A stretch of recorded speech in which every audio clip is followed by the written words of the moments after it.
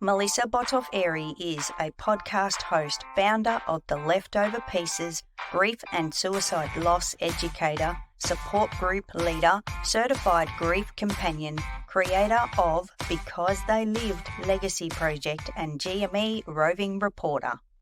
Thanks, Kim and Carrie. So, as the Grace and Space expert here at Good Morning Entrepreneurs, I want to wrap up the holiday series that I've been doing on talking about how to survive the holidays with all of the tough things that come our way, with ending today and talking about the duality of traditions and specifically how they tie to legacy. And just follow me. This may seem a little bit odd to start with, but traditions are often this warm and fuzzy memory that's kind of rolled into something that we look forward to doing, right?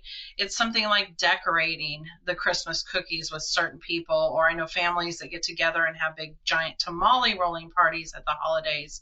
It may be cooking or making your mom's special recipe with your mom, or even a particular white elephant gift exchange or something like that.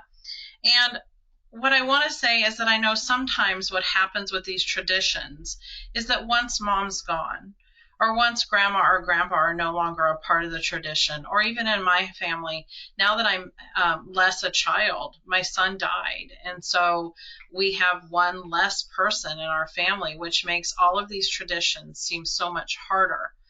What I want to do is challenge you to cross over into the legacy space and realize that once somebody's gone, we oftentimes seem to want to quit doing that activity or tradition and replace it with something else because it feels too painful to continue it. What I want to encourage you to do is consider the legacy behind it. Consider continuing that tradition, especially in a way that honors the person that's gone, because this is part of their legacy and part of how you keep them with you and remember them. And I know sometimes, at least initially, that feels harder, but I promise it will actually help in the long run. And have you thought about your own legacy and traditions that you're setting so that once you're gone, your legacy can live on? It's a good time of year to think about this for many reasons. I wish you all the most peaceful holiday season and the best and most bright new year. Back to you, Kim and Carrie. Thank you, Melissa.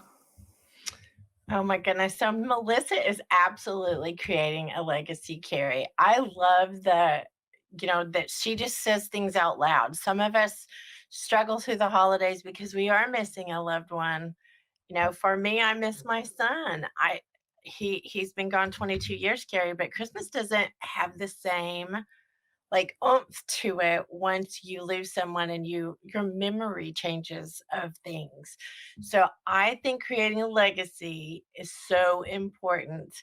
And she is doing that, but she's also holding conversations that are really hard. She's just our say it out loud girl, is what I'm going to say. Her podcast, The Leftover Pieces, Suicide Loss Conversations, that's the name of the podcast. She wishes it wasn't necessary, Carrie. That's the biggest thing.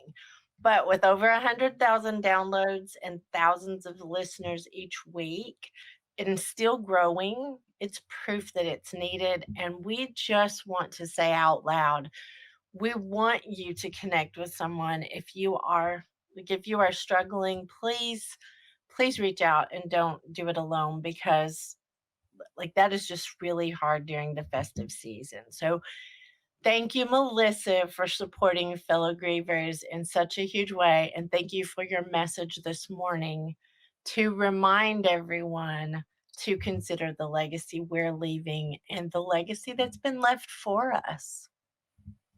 I agree. Thank you, Melissa. And thank you, Kim, for adding all of that as well.